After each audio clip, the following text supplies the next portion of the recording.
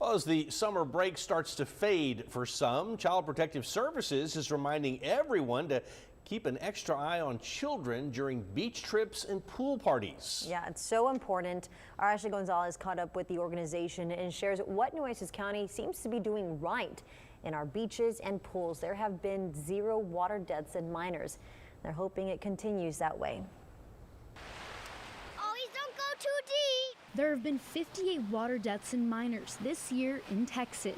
But fortunately, none of those were in the coastal bend. We have not had any reports here in Nueces County. Parents and guardians in our backyard are doing something right when it comes to watching the little ones while they play in the water. Every single person, regardless of your age, should never be in the water alone. So it doesn't matter if we're talking about a young child or a teenager or an adult, especially when it comes to currents and waves, the things that we experience at the beach. No one should ever be in the beach alone. John Lennon with CPS says water deaths in minors can happen year-round in Texas, but especially when it heats up outside. In the summer months is when we see the most activity of children around water, and that's when we see the most tragic incidences occur.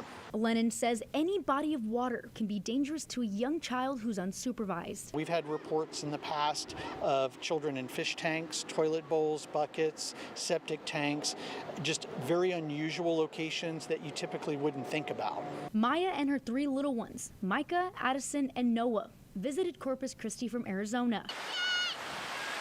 Maya says she knows all too well how quickly a fun day in the water can turn into a nightmare. We were by the pool and I didn't have their life jackets on yet. I thought, oh, she would be okay where she can touch while I was finishing sunscreen, and I was probably 5 feet away from her.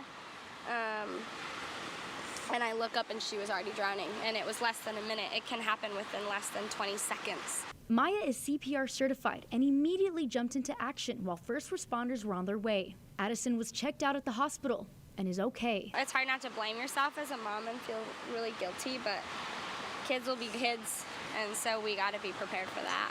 By sharing her nightmare, Maya hopes parents can learn from her experience. Ashley Gonzalez. Oh, and one more thing. Always wear a life jacket. Thank you, Micah. 3 News.